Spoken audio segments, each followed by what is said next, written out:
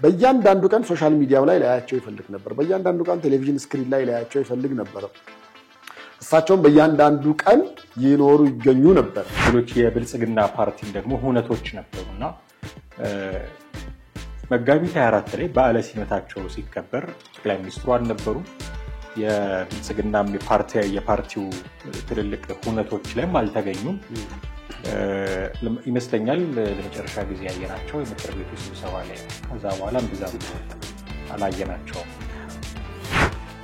እንደዚሁም አሁን ቅዳሜና እሁድ ረፍት የላቸውም ቅዳሜና እሁድ በሚኖራቸው ረፍት ቀናት ራሱ ከአዲስ አበባ ውጭ ከሆኑ አሁን እንደ ሐላላ ኬላ የተለያዩ ቦታዎች ጎርጎራ እነዚህ ቦታዎች ላይ ዝም ብሎ ሳይታሰብ ድንገት ይገኙ ነበር የጠቅላይ ሚኒስትሩን ውጭ ሀገር ሄዶ ስራዎች ሰርቶ ወይ ደግሞ ጉብኝት አድርጎ መመለስ እንደማንኛውም ሰው እንደኛም በስክሪን ላይ ቁጭ ብለው በቴሌቪዥን ነው አንዳንድ የሚያዩት አሁንም ምን አመለካከቴ ምንድነው ሊጠፉ ይችላሉ ከዚህ በላይ ብዙ አይደለም አሁን ካየናቸው ቅርብ ጊዜ ነው የሚነሱት ነገሮች እንዳሉ ሆነው ግን ሊጠፉ ይችላሉ ከዚህም በላይ ምክንያቱም ቀደም እንዳልኩት ትኩረት የሚፈልጉ በርካታ ጉዳዮች ላይ ውሳኔ መስጠት ያለባቸው እሳቸው ስለሆኑ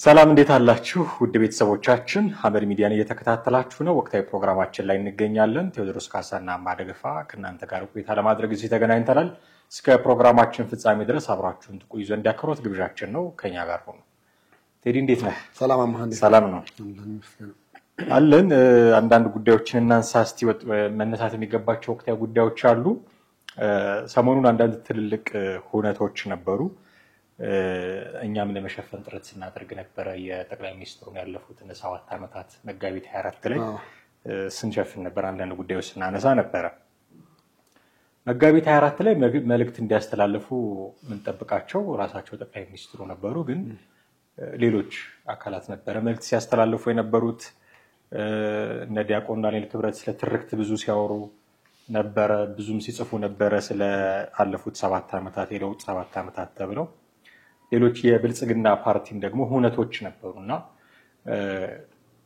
መጋቢት 24 ላይ በዓለ ሲመታቸው ሲከበር ጠቅላይ ሚኒስትሩ አልነበሩ የብልጽግና የፓርቲው ትልልቅ ሁነቶች ላይም አልተገኙም ይመስለኛል ለመጨረሻ ጊዜ ያየናቸው የምክር ቤቱ ስብሰባ ላይ ነው ከዛ በኋላ እንደዛም አላየናቸው ምንድነው ከመጥፋታቸው ጋር ተያይዞ አሁን ጠፍተዋል አልጠፉም የቅርብ ጊዜ ስለሆነ ባለፈው ሳምንትም ስለሆነ ያየናቸው ምክር ቤት ውስጥ ጠፍቷል አልጠፉም ሊያነጋግር ይችላል ግን እሳቸው እንዲገኙበት ግድሉ የነበሩ ሁነቶች እሳቸው ያልተገኙበት ሆኗል መጋቢት 24 ማለት በዓለ ሲመት በለርሳቸው ተከክላ እና የብልጽግና ፓርቲ ትልልቅ ሁነቶችም ላይ ከዚህ በፊት መናቃቸው ደግሞ እሳቸው ትንሽ ኢቨንቶች ላይ ኢቨን በመገኘት መልእክት በማስተላለፍ ነው መናቃቸውና ከሰሞኑ ግን እንዲገኙ ምን ተጠብቀባቸው ቦታዎች ላይ ሲገኙ አላስተዋልንምና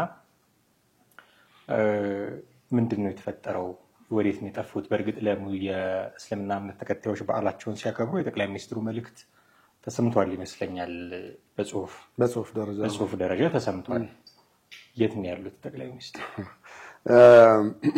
እንግዲህ ዛሬ ለተመልካቾቻችን ያው ካለው ነገር ጋር ይዘን ለመምጣት የፈለግነው እንደዚህ በሚጠበቁበት ሁኔታ ላይ አለመገኘታቸው ብዙዎቹም የሚያነሱትን ጥያቄ ስለሆነ ነው የኛ ጥያቄ ብቻ አይደለም በአጠቃላይ የመላው ኢትዮጵያ ነው ማለት ትችላለ በተለያየ አንግል ውጭ ያለውም ዳያስፖራ የሚያነሳበት ሁኔታ ነው ያለውና ለምንድነው ከዚህ በፊት ፍለፊት ነበር የምናያቸው የምናገኛቸው በእነዚህ አይነት ነገሮች አሁን ቀደም የሙስሊም በዓል ኢድ ቀን በጽሁፍ ከማስተላለፍ በዘለለ እንኳን ደረሳችሁም የሚሉበት አጋጣሚ ነበር መልእክታቸው በምስልም ተቀርጾ የሚተላለፍበት ነበር የተለያዩ በዓላት ላይ ከዛ አንስተን ነው ከዛ በመነሳት ነው እነዚህ ጥያቄዎች ብዙዎች ጋር ሆነና እኛ ደግሞ ይሄን ነገር ለምንድነው ከመጀመሪያው ጀምሮ ያሉትን ነገሮች ጠቅለል አድርገን ለተመልካቾች አናቀርብም ከሚለው አንፃር ነውና መጀመሪያ የመጨረሻ የታዩበት አሁን ተባለው የጅቡቲ ጉዟቸው ላይ ነበር። እሱም መጋቢት 14 በዚህ አሁን በያዝነው ወር አሁን ያጠናቀቅን ባለነው ወር አጋማሽ ላይ መጋቢት 14 ጅቡቲ ተዋዙ ከተባለ በኋላ ከዛ በኋላ ነው እንግዲህ የተለያዩ መድረኮች ላይ ያላየናቸው እንጂ ጠቅላይ ሚኒስትሩ የተለያየ ለምሳሌ በስፖርታዊ እንቅስቃሴዎች ላይ በቀላሉ ልናያቸው የምንችላቸው ነበሩ። እንደዚሁም አሁን ቅዳሜና እሑድ ረፍት የላቸውም። ቅዳሜና እሑድ በሚኖራቸው የረፍት ቀናት ራሱ ከአዲስ አበባ ውጭ ከሆኑ አሁን እንደ ሀላላ ኬላ የተለያዩ ቦታዎች ጎርጎራ እነዚህ ቦታዎች ላይ ዝም ብሎ ሳይታሰብ ድንገት ይገኙ ነበር። ከዛም አልፎ ደግሞ እዚሁ ወደ እንጦጦ ያለው መናፈሻም በብዛት እሑድ የማይጠፉባቸው ነበር። ራሳቸው ድራይቭ እያደረጉ እየሄዱ እዛ የሚታዩበት ነበርና ከዛ አንፃር ዋነኛ ሁነቶች ላይ አልተገኙም የሚል ነበርና እነሱ ነገሮች እንትን ለማድረግ ሞክሬ ነበር። እስቲ እነዚህ ነገሮች መገኘት ካለባቸው ያልተገኙባቸው ቦታዎች የትኞቹ ናቸው በሚል በተወሰነ መንገድ በማስታወሻ ለመያዝ ባደረኩት ጥረት ለምሳሌ የሚኒስትሮች ምክር ቤት አለ። ለምሳሌ ሚኒስትሮች ምክር ቤት ካቢኔያቸውን እሳቸው ናቸው የሚሰበስቡት። እሳቸው ባለመኖራቸው የተነሳ ሊሆን ይችላል ይሄን 2 ሳምንት ካቢኔው በፍጹም አልተሰበሰበም ማለት ነው። ካቢኔው በፍጹም ያልተሰበሰበበት ምክንያት ደግሞ መሰብሰብ የሚገባው ወይ ደግሞ መወሰን የሚገባው ትልልቅ ጉዳዮች ነበሩ። አንደኛው የትግራይ አስተዳደር ጉዳይ እንደዚሁ የእሳቸውን ማጽደቅ የሚጠብቅ ነገር ነበርና አሁን የትግራይ ርዕሰ መስተዳድርን በተመለከተ ማሻሻያ ተደርጎ ነበር። ማሻሻያ ተደረገው መጨረሻ ላይ ግን ማጠቃለያው ላይ ይሄ ደንብ ላይ ካቢኔው ተወያይቶ የመጨረሻ የሚያጸድቅበት ነገር ነበረ። እሱ ላይ ባለመገኘታቸው እንደዚሁ የትግራዩ የርዕሰ መስተዳድር ሹመቱ ጉዳይ በተለይ በደንብ ደረጃ በወረቀት በረቂቅ ተዘጋጅቶ የነበረው አልጸደቀም። አንደኛው እሱ ነው። ሌላው አንተም ቅድም እንዳነሳው የበዓለ ንግሳቸው ቀን በአብዛኛው ኦሮሚያ ከተሞች ተከብሯል። በአንዳንድ ደግሞ ደቡብ ክልሎችም እንደዚሁ ተከብሯል። በጣም ብዙዎች ያከበሩ ያሉበት ሁኔታ ነበር። የተወሰነው ደግሞ አልተከበረም። አሁን አዲስ አበባም ምንም ያየነው ነገር የለም። እንግዲህ እኔ ማለዳ ጠዋት ወጥቼ እስከምገባ ድረስ ባለው ነገር ግን ባለፈው ሳምንትም በተወሰነ መንገድ ለተመልካቾች ለመግለጽ ሞክሬ ነበር። ወደ ደብረ ዘይት ነበርኩኝ። ደብረ ዘይት ቢሾፍቱ ስለነበርኩ ስመጣ እዛ በጣም ከፍተኛ ዝግጅት እየተካሄደ ነበር። እንደዚሁም ደግሞ ሸገር ሲቲዎች በጣም በድምቀት ለማክበር ሽር ጉድ ላይ ነበሩ። የጠቅላይ ሚኒስትሩን 7ኛ ዓመት የበዓለ ሲመትን በተመለከተ አዲስ አበባም እንግዲህ ያልተከበረ ምናልባት አሁንም በሳቸው አለመኖር ሊሆን ይችላል ያልተከበረው እንጂ ወደፊት እንግዲህ ሲመጡ ሊከበር ይችላል የሚል እምነትም አለ። ሌላው የዚህ የብልጽግና ስብሰባ አለ። የብልጽግና ስብሰባ እንግዲህ እዚህ ሱሉልታ ያለው በቀድሞ ስሙ መለስ ዜናዊ አካዳሚ ነው የሚባለው እዛ የአመራር ስልጠና ተጀምሯል። እዛ ላይም እንግዲህ የአመራር ስልጠና በተለይ የብልጽግና ማለት የፖለቲካ ፓርቲ ሹማምንቱ የሚገኙበት ነው። የእሳቸው መገኘት ደግሞ በጣም የግድ የሚጠበቅበት ሁነት ነበርና እሱ ላይም አልነበሩም። እዛ ላይ እንደውም በእሳቸው ፈንታ ሁለት ሰዎች ነው ያዩዋቸው። አቶ ዛዲግን መሰለኝ አቶ ዛዲግም አሉ። እንደገና ሁለት ሰዎች ናቸው የመክፈቻ ንግግሩን ያደረጉት። አንደኛው ምክትል ጠቅላይ ሚኒስትሩ ናቸው አቶ ተመስገን ጥሩነህ። እንደዚሁም ደግሞ የጠቅላይ ሚኒስትሩ ጽሕፈት ቤት ኃላፊ ዓለምፀሐይ ወዳጆ ዓለምፀሐይ ጳውሎስ ነበረች የተገኘችውና እዚህ ላይ የሚጠበቁ ነበሩ ነው እና ግን እሳቸው በሌሉበት ነው አሁን ሁነቱ እየተካሄደ ያለውና እነዚህ ላይ ይጠበቁ ስለነበረ ከምን አንፃር በእነዚህ ቦታዎች ላይ ላይገኙ ቻሉ። በእርግጥ አብዛኛው ኢትዮጵያዊ በፊት በነበረው ሁነት በተለይ ከሳቸው በዓለ ንግስ በኋላ ማለትም ወደ ስልጣን ከመጡ በኋላ በእያንዳንዱ ቀን ሶሻል ሚዲያው ላይ ላያቸው ይፈልግ ነበር። በእያንዳንዱ ቀን ቴሌቪዥን ስክሪን ላይ ላያቸው ይፈልግ ነበር። እሳቸውም በእያንዳንዱ ቀን ይኖሩ ይገኙ ነበር። ያው የግል የጽሕፈት ቤቱ የካሜራ ባለሙያዎች አሉ። ከነሱ ጋር የሚሰሩ ምን የሚሉ ነገሮች በብዛት ህዝብ ጋር ይደርሱ ነበርና አሁን ግን ከ2 ሳምንት በላይ እንደገና ሊገኙ በሚገባቸው ሁነቶች ላይ በፍጹም አልተገኙም የሚል ነው እንግዲህ ከኦዲየንሶቻችን የደረሰን ጥያቄ። እኛ ደግሞ እሱን ሪሰርች በማድረግ እዚህ ላይ ልክ ነው እዚህ ላይ መገኘት ነበረባቸው ነገር ግን አልተገኙም የሚለውን በዚህ መንገድ ነው ያነሳነውና እዚህ ላይ ያው የጠቅላይ ሚኒስትሩን እንቅስቃሴ በተመለከተ ከ5 ሰዎች በላይ አያውቁም። ከ5 ሰዎች በላይ አሁን አንዳንዶቹ ካቢኔ ስለሆነ አንድ ሰው ሚኒስቴር ስለሆነ ሁሌ ከሳቸው ጋር የሚገናኝ አድርገው ሊያስቡ ይችላሉ። 24 ሰዓት የጠቅላይ ሚኒስትሩን እንቅስቃሴ እንደሚያውቁ አድርገው ሊያስቡ ይችላሉ። ነገር ግን ኢትዮጵያ ውስጥ ባለው ሁኔታና አሁን ባለው ሁኔታ የጠቅላይ ሚኒስትሩን እንቅስቃሴ ከ5 የማይበልጡ ሰዎች ናቸው የሚያውቁት። አንደኛው ምክትል ጠቅላይ ሚኒስትሩ ነው፣ ዳንኤል ክብረት አለ፣ ባለቤታቸው አለች፣ ሌሎች 2 ሰዎች አሉ።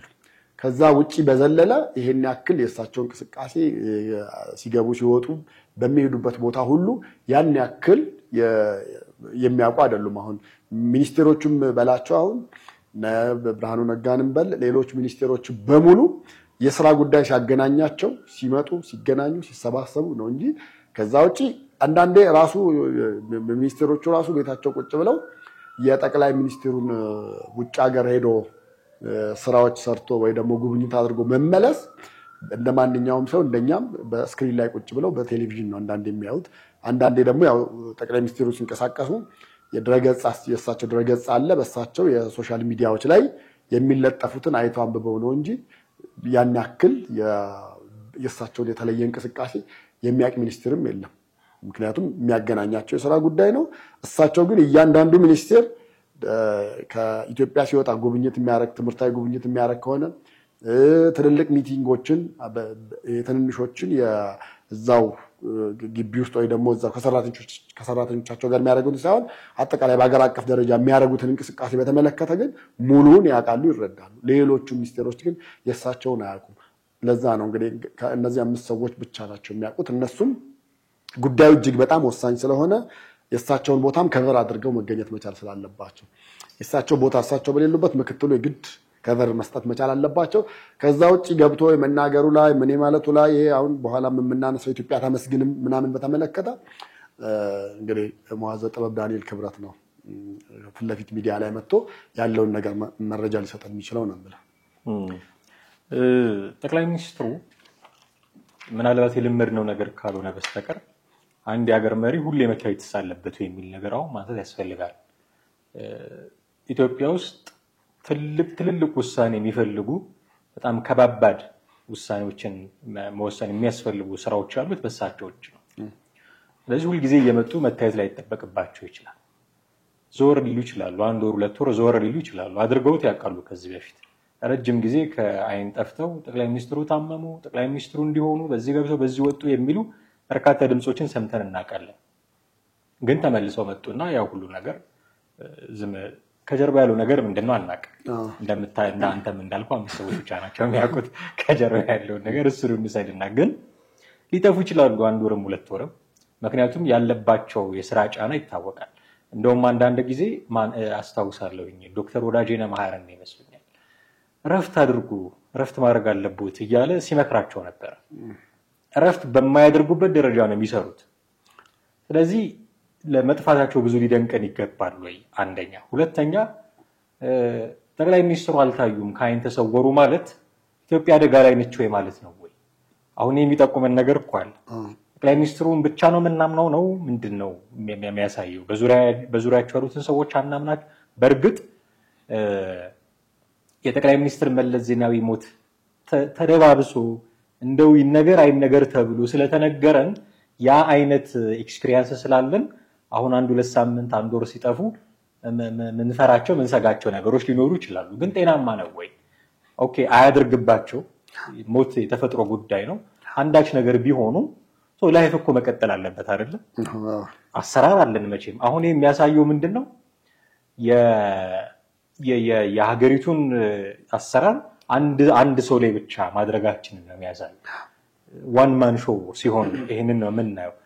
ሲስተም ላይ የተዘረጋ ሲስተም ላይ መዋቅር ላይ ሆኖ ቢሆን እየመጡ ሚኒስትሮቹም ይሁኑ ባለስልጣናት እየመጡ ሰርቭ የሚያደርጉት ሲስተሙን ይሆናል። ሲስተሙ ካለ ሀገር ምንም ማለት ሲስተም የለም ብለህ ስለምትፈራ ነው የሆነ ባለስልጣን የሆነ ነገር ሲሆን የምትደነግጠው። ጤናማ ነው ወይ የሚል ጥያቄውን ማንሳትም ያስፈልጋል። እሱ ልምምዳችን ነው። አንተ እንዳነሳው ልምምዳችን ነው።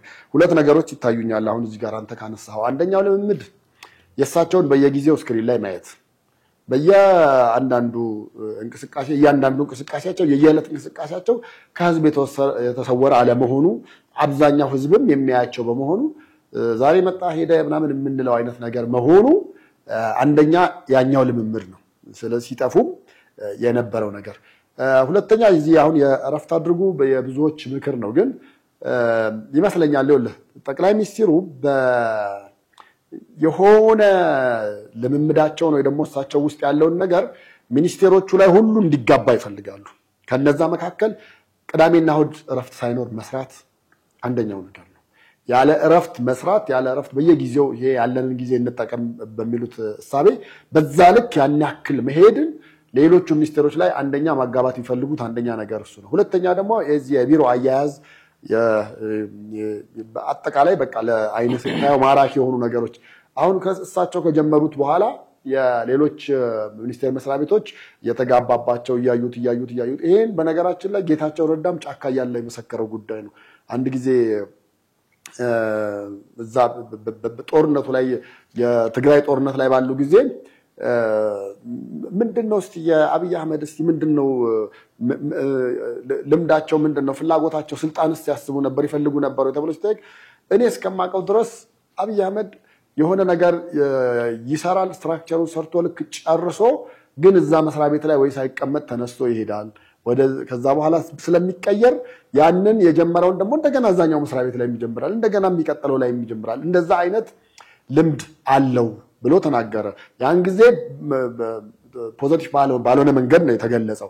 ነገር ግን ያን ነገር አሁን እሱ የተናገረው ፖዚቲቭ በሆነ ወይ ብታየው ለምሳሌ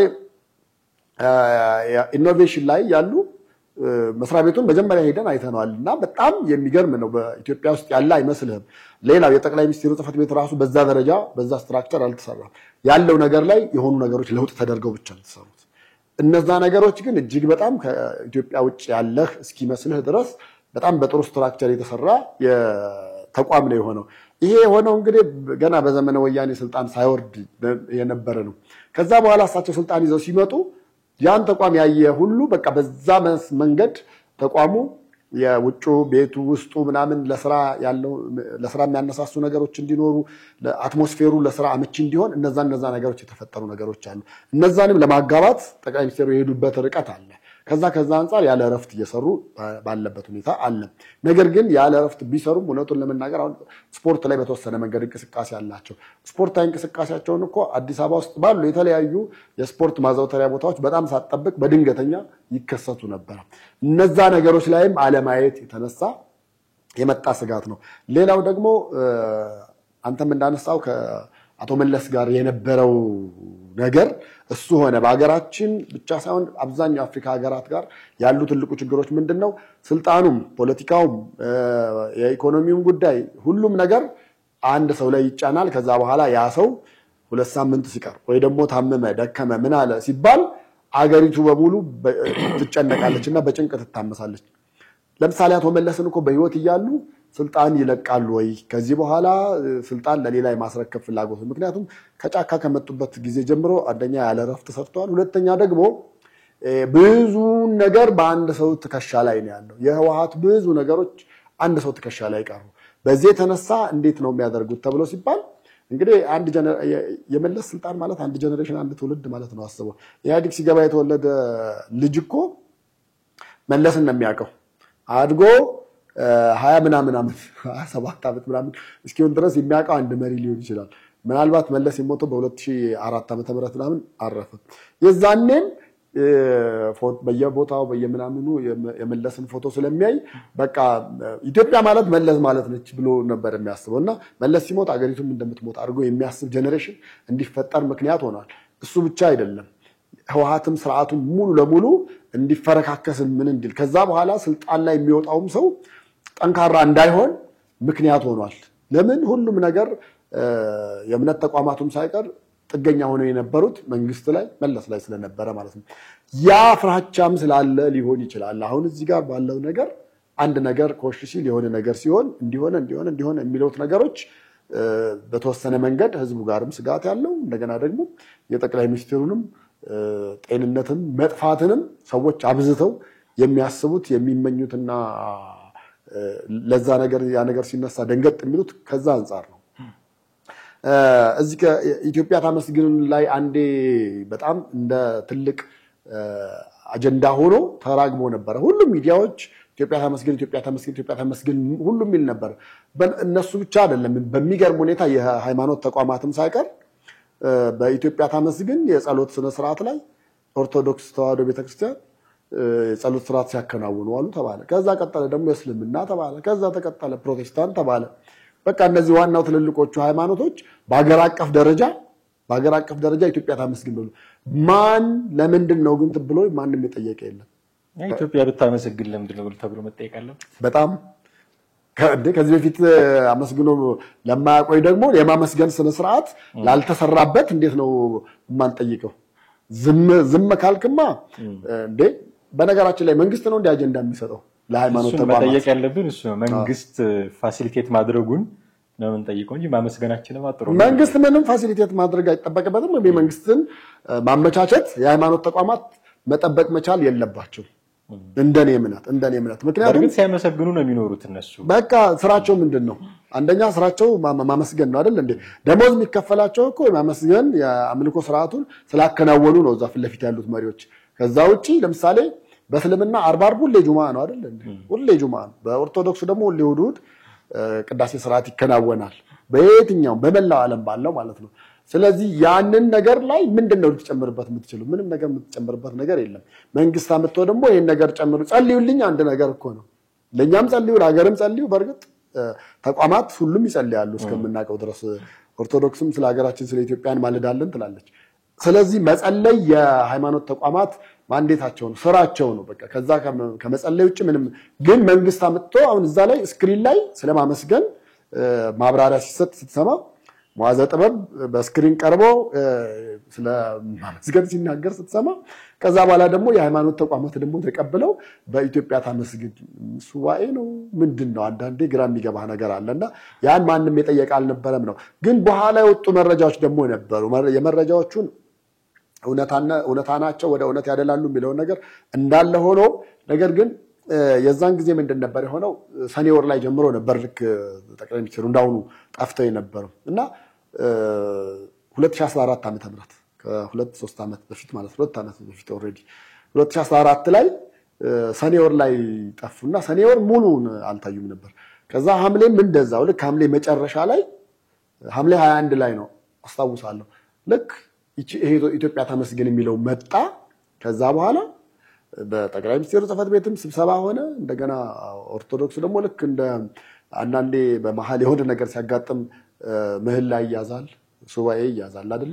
ልክ እንደዛ በኢትዮጵያ ታመስግን መርሃ ግብር ሲባል ማታ ስክሪን ላይ ያየነውን ደግሞ እዛ ወስዳ ደግሞ ኦርቶዶክስ እንደዚህ ማድረግ ጀመረች። የራሷ ስርዓት፣ የራሷ ቀኖና፣ የራሷ አስተምህሮ ያላት እንዴት ይሆናል? እስልምናውስ እንዴት ይሄን ይቀበለዋል የሚለው ጥያቄ በብዙዎች ተነሳ። በኋላ ሲባል እንግዲህ ነገሩ ፊት ለፊት አደባባይ አልወጣም እንጂ ጠቅላይ ሚኒስትሩ ለሕክምና ሄደው ሳውዲ አረቢያ ታክመው እንደመጡ የጭንቅላት ቀዶ ሕክምና እንዳረጉ አንዳንድ እዛ ቅርብ አካባቢ ያሉ ሰዎች መረጃው በዚህ ምክንያት ነውና ያልተገለጸው ያልተነገረው ያው ምንም ያን ያህል እንዲወራና እንዲነገር አልፈለገም። ነገር ግን ስለሆነው ነገር ሁሉ በጤናቸው በመመለሱ በእሳቸው ደህና ስለመሆናቸው በሰላምም ስለመምጣታቸው እነዚህ ነገሮች ተደማምረው ነው ኢትዮጵያ ታመስግን የተባለው ሚል መረጃ መጡ። እዛው የፒኤም ጽሕፈት ቤት አካባቢ ካሉት መረጃ ማለት ነው ሲሆን በጣም አሪፍ ነው። ታዲያ ቢናገሩትም እኮ አብዛኛውም ሰው እንኳን ደህና መጡ ብሎ እልል ብሎ ሊቀበሉ የሚችሉ ስለዚህ ምንም ችግር የለም። ለምሳሌ ምስካየ ኅዙናን አለ አይደል? መድኃኔዓለም ለምሳሌ መጋቢት 27 ታቦት ጥንተ ስቅለቱ ተብሎ የሚከበረው እሱ ነው። ታቦት መውጣትም መከበርም ያለበት ግን ሚያዝያ 27 ነው የሚወጣው። ሚያዝያ 27 የሚወጣው እንግዲህ ከአጼው ጋር አብሮ ተሰዷል የተባለው ምስካየ ኅዙናን ስደተኛው መድኃኔዓለም የሚባለው ለዛ ነው። ታቦቱ አብሯቸው ሄዶ ተሰዶ እንግሊዝ ሀገር ቆይቶ መጣ። ሲመጣ ሚያዝያ 27 ነበር የገባው። ስለዚህ ሚያዝያ 27 ስለገባ የዛን ነው ተብሎ አሁን ህዝቡ ያውቀዋል ኦሬዲ። በቃ ተሰዶ መድኃኔዓለም ታቦቱ አብሮ ሄዶ ተሰዶ መጣ። ከንጉሠ ነገሥቱ ጋር አብሮ መጣ። ስለዚህ መጋቢት 27 ከሚከበር ተሰዶ በገባበት በደህና በመጣበት ተብሎ ሚያዝያ 27 የጠቅላይ ሚኒስትሩም እኮ እንደዛ ተብሎ በቃ ታመው ነበረ፣ ተሽሏቸዋል፣ ጸለያችሁ ምን ላላችሁ ብለው ቀለል ባለ አማርኛ በትገልጽ ምንድነው የሚል ሰው ቴንኪው ነው ሊል የሚችለው፣ እንኳንም እግዚአብሔር ማራቸው ነው ሊል የሚችለው ህዝብ እስካለ ድረስና ከዛ ነው ተነስቶ የነበር አሁን ይሄ የኢትዮጵያ ታመስግን ፕሮግራም ማለት ነው። አሁንም የሆነ ነገር ከተከናወነ በኋላና ያን ነገር እንደሚስጥር ከመያዝና ወይ የሆነ ነገር ከማድረግ ለሕክምናም ከሄዱ ለሕክምና ሄደዋል። ለስራ ጉዳይ ከሄዱ ሌላ ጊዜ ገና ይፋ የስራ ጉብኝት ሊያረጉ ነው ተብሎ እኮ ይዘገብ የለ ሊሄዱ ነው እንዲህ ሀገር መሪ ሊመጡ ነው ተብሎ እኮ ይነገራል። እንኳን ሄደው 2 ሳምንት ቆይተው ድምጻቸው ጠፍቶ ይቅርና ሳይመጡም ሳይሄዱም እንደዛ ገና ቀድሞም የሚነገር ዜና አለና በዛ መንገድ ግልጽ ቢሆን መልካም ነው ለማለት ያክል ነው። እናም የአብይ ጾም ሲጠናቀቅ ተመሳሳይ ንጋት ተጠብቃለህ። ጠቅላይ ሚኒስትሩ ክፉ ያገኛቸው ለማንም ሰው ክፉ መመኘት ከባድ ነው የሚሆነው። ግን አሁንም ምን አመለካከቴ ምንድነው ሊጠፉ ይችላሉ። ከዚህም በላይ ብዙ አይደለም አሁን ካየናቸው ቅርብ ጊዜ ነው የሚነሱት ነገሮች እንዳሉ ሆነው ግን ሊጠፉ ይችላሉ ከዚህም በላይ። ምክንያቱም ቅድም እንዳልኩት ትኩረት የሚፈልጉ በርካታ ጉዳዮች ላይ ውሳኔ መስጠት ያለባቸው እሳቸው ስለሆኑ በእርግጥ ያስለመዱት ነገር አለ፣ እሱን እንረዳለሁ። በተለያዩ እንቅስቃሴዎች ውስጥ ፊታቸውን ማየት ለምደናል። ለዛ ነው ጠፋ ሲሉ ሰው እንዴ ምናምን ብሎ የሚደነግጠው። ደግሞ የሚወሩ ወሬዎችም አሉ። የኛ ሀገር ፖለቲካ ሴራ ላይ የተመሰረተ ነው። እከሌ እንዲያርጓቸው በዚህ ገብተው በዚህ ወጥተው የሚባሉ ነገሮች አሉና አንዱ ለሳምንት ሲጠፉ ያ የተባለው ነገር እውነት ሆነ እንዴ ብሎ የሚሰጋ የሚደነግጥ ብዙ አለ። እሱን እንረዳለሁ። ግን መልመድ መቻል አለብን። መሪ ሁሌ ማየት ላይ ይጠበቅብን ይችላል በጣም አሳሳቢ ጉዳይ ካልሆነ በስተቀር እሳቸው የግድ ወጥተው መናገር ያለባቸው ጉዳይ ካልሆነ በስተቀር አሁን ለምሳሌ መጋቢት 24 ላይ መገኘት ሲገባቸው አልተገኙም የሚል ጥያቄ ተነሳ። ከዚህ በፊት ይገኙ ስለነበረ መጠየቁ ተገቢ ነው። ግን ቢገኙ ደግሞ ምንድን ነበር የሚባለው? እሳቸው የመጡበትን ቀን እንደ ግንቦት 20 ላይ ያደርጉት ነው እንደዚህ ደግሞ መባሉ አይቀርም። ሴራ ላይ ነው የተመሰረተው ፖለቲካችን። ስለዚህ ሳይኖሩም ይወራል፣ ሲኖሩም ይወራል። መልመድ እኔ እንደውም አለመኖራቸው መልመድ ያለብን ይመስለኛል። ሁሌ እሳቸውን ካላየን ብለን ድርቅ የምንል ከሆነ ለእሳቸውም የልብ መታበይ ነው የሚያመጣባቸው። ያለኔ እነዚህ ሰዎች አይሆንላቸውም ብለው እንዲታበዩ ነው የሚያደርጋቸው። ስለዚህ እንደውም መልፋት ካለብን ሲስተም ላይ መልፋት፣ የሆነ ስርዓተ መንግስት መዋቅር ያለው ስትራክቸር ያለው ነገር እንዲኖር መልፋት። ከዛ ዶክተር አብይ ሄዱ፣ ኃይለማርያም ደሳለኝ መጡ፣ ይዳዝም ማድረግ። ከዛ በኋላ ስትራክቸር ካለ አሁን እኮ ባይደን ቢሄድ ትራምፕ ቢመጣ አሜሪካ የሚያደርጓት ምሰሶች አይነኩም። የተወሰነ አሁን ገጭጓ እየተፈጠረ ነው በትራምፕ ውሳኔዎች ምክንያት እንጂ ማንም ፕሬዚዳንት ሄዶ ማንም ቢመጣ አሜሪካ ስቲል አሜሪካ ናት። እንደዛ አይነት ስትራክቸር ለማምጣት ነው መልፋት ያለብን እንጂ ጠቅላይ ሚኒስትሩ 2 ሳምንት ጠፉ ብሎ መደንገጥ ደረጃ የሚደርስ ህዝብ ካለን አደጋ ውስጥ ነን በያስባለሁ። አዎ እሱ በተለይ በጣም መሰራት መቻል ካለበት እሱ ነው። አሁን ኃይለማርያም እኮ እያሉ ብዙ ሰው ስለ ኃይለማርያም ያን ያህል ብዙ አያስብ ነበር። ያው ፖለቲካል ዲሲሽን ላይ ያላቸውን ፓወር ስለሚታወቅ በወቅቱ ወሳኝ ሰው እንዳልሆኑ ፈራሚ ሰው እንዳልሆኑ ስለሚታወቅ ነው ሰው ያን ያህል ያልተደነገጠው። ሪዛይን ሲያደርጉ ራሱ ሰው ያን ያህል እንደ ትልቅ ዜናም አላየውም። ከዛ አንፃር ነው። ግን እንደዚህ ነገሮችን በአንድ ጫንቃ የተሸከመ ሰው ነገሮችን የብዙ ነገር ውሳኔዎች አንድ ሰው ላይ ያለ ሰው ሲሆን ደግሞ እንደዚህ ያለ ነገር መታሰቡ ስለማይቀር የሚጠበቀው ከዚህ በኋላ ስትራክቸር ተሰርቶ ሲስተም ተሰርቶ ተዘርግቶ ማንም ቢወርድም ቢወጣ ማይንገጫገጭ ገጭም ቦጭ ማይል ስርዓት ኖሮ በዛው ሰስቴን ማድረግ መቻል አለበት የሚል ነው የኔም ሐሳብም ፍላጎትም ምኞትም እንደሃለ። አመሰግናለሁ ቴዲ፣ ጥሩ ቆይታ ነበረን ብዬ ተስፋ አደርጋለሁ። ተመልካቾቻችን እናንተም ከኛ ጋር ነበራችሁ ቆይታ እጅግ አድርገን እናመሰግናለን። የዛሬውን ቆይታችንን እዚህ ላይ አበቃን። በሚቀጥለው ፕሮግራማችን ደግሞ እንዲሁ በሌላ ርዕሰ ጉዳይ መልሰን እንጠብቃችኋለን። ጤና ይስጥልኝ።